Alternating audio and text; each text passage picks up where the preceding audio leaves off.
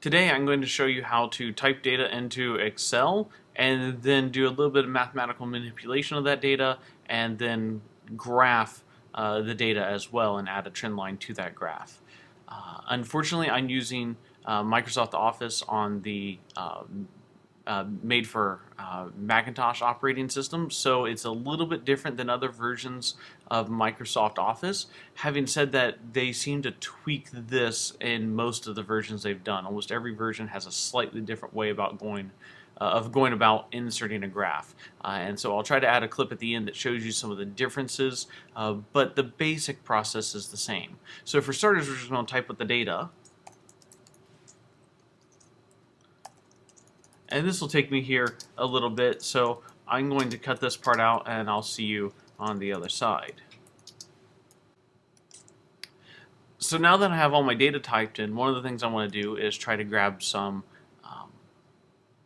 calculations of the velocity here. This is a simple distance versus time set of data, and I want to calculate some velocities. And in Excel, setting up calculations is fairly easy. So here I'm just going to type equals, and for velocities, my formula is distance divided by time, or d divided by t. So I'm going to start out here and I'm just going to click my first distance, which is 25 there, and it's in cell A2. So I click that, and now you can see the cells highlighted in blue, and it says here in my formula A2. I'm going to divide that by, and I'm going to do a set of parentheses here for my time. And that'll become clear here in just a moment as to why I did that. I'm going to grab my time from trial 1, and technically it's change in time, so I'm going to do minus 0 here. And now I have my speed there of about 80 centimeters a second. And then there's a little box down here at the bottom of the cell, and I'm just going to drag that across. And when I do, now the data has filled itself in. However, Excel assumes that we want the formula to shift with it as well, and in this case I don't. I only have one set of distances, so I need to tweak this formula just a little bit. I can see they've again color-coded which box is which, and I don't want my distance to be B2, I want that to be A2 still. And I can do that by typing it in, or by clicking on the other box instead, and then hit enter afterwards, or the return key. And so I quickly adjust all my formulas here, and now we have that. I can also do an average speed, so this is the speed in each individual trial, and we can do that by actually remembering the formula for average, which is simply add all of them together and then divide, or I can type the word average in all caps, do a parentheses, and then highlight the cells I want to average together. Oh, sorry, equals average. Types equals average, parentheses, and then highlight the numbers I want to average together, close the parentheses, and there it's done the average for me already.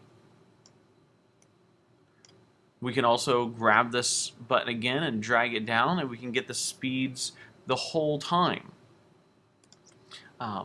Now, what this is doing right now is doing how long it took it to go 50 or how quickly it traveled 50 centimeters. If I want to focus instead on just how quickly it traveled from 25 to 50, I need to tweak the formula just a little bit more. I'm going to do minus 25, or the original distance. I, of course, could click on here as well. And I want to do the difference in time. And so do that, and then repeat.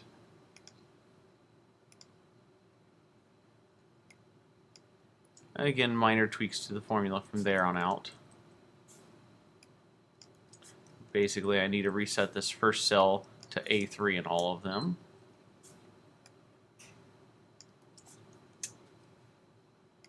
And then we can even drag our average formula down. And so there we have all of our data for this particular experimental setup. And now what I want to do is insert a graph. In Office, there's more than one way to do that. Usually it's under Insert, Charts. I think there's also a Charts ribbon in most of the programs now. But we're going to do the chart, and we're going to pick Scatter, and we're going to do a mark scatter, or just a random scatter without any of the lines in there. Now, unfortunately, Excel immediately tries to guess what all your data series are, and usually it does not do a good job of that. And so I have a chart here. It usually doesn't guess what data you want to use correctly, and here it did not again as well. And so I'm just going to right click on it, and I'm going to select data. And I'm going to go ahead and get rid of all the data sets it has by clicking the remove button. And then I'm going to add a series, and then we have to pick our X and Y each time.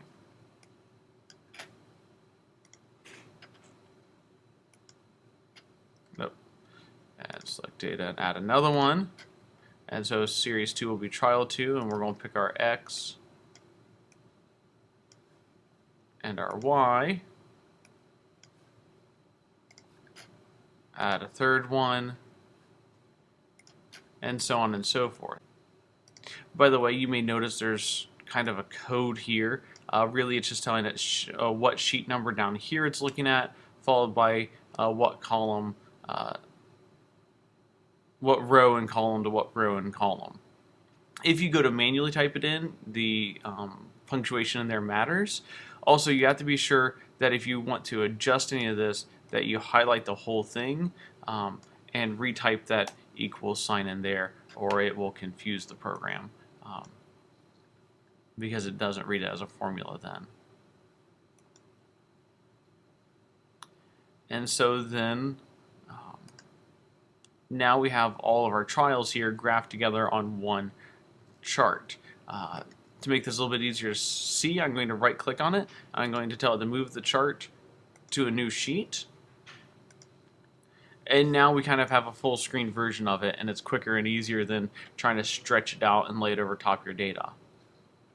From here, I have my different graphs, and I want to create a trend line, a line of best fit to see if there is actually a mathematical relationship here. So I'm going to start with series 1. I try to find a blue diamond here that I can click on, and you of course can fancy this up, change the colors and whatnot if you want to, but just for quick and simple purposes here, I'm going to click on that. I right click on it then, and I tell it that I want to add a trend line. It gives me several different types, but this looks like it's a fairly straight line, so I'm going to stick with linear. If you start getting into the others, you can get you can have it do polynomials, logarithmics, powers, exponentials, etc., etc. You have to be careful, though, with those as to how much you customize them. From there, there's some options that we can do. I believe in the non-Macintosh versions, these are down at the bottom right underneath the type here. But anyway, I'm going to tell it to set the intercept at 0, and the reason I'm doing that is because I happen to know that 0, 0 was part of my data as well. If we don't know that, or if we know for sure that it was not, then we don't click on that. I'm also going to tell it to go ahead and display the equation on the chart, and display the r² value on the chart. And from there, I'm going to quickly change its color to try to match the color of the data itself. And that'll be enough for now. I can see here's my equation. It's in the standard y equals mx plus b formula. And that is because this is just a straight line. And so here we have our y equals, m is our slope. The x is just your x variable. And there's no plus b here because we already said that b was 0. The r² value just tells you how accurate this is, and this is 0.99 or 99.479% accurate, which is pretty good. And then we just go through the same process again for adding trend lines into the other data set. So right click, add trend line. We tell it that we want a linear. Set the intercept at 0. Cut that out. Set the intercept at 0, display the equation on the chart, display the r² value, and I'm going to quickly customize the color and change the color here as well.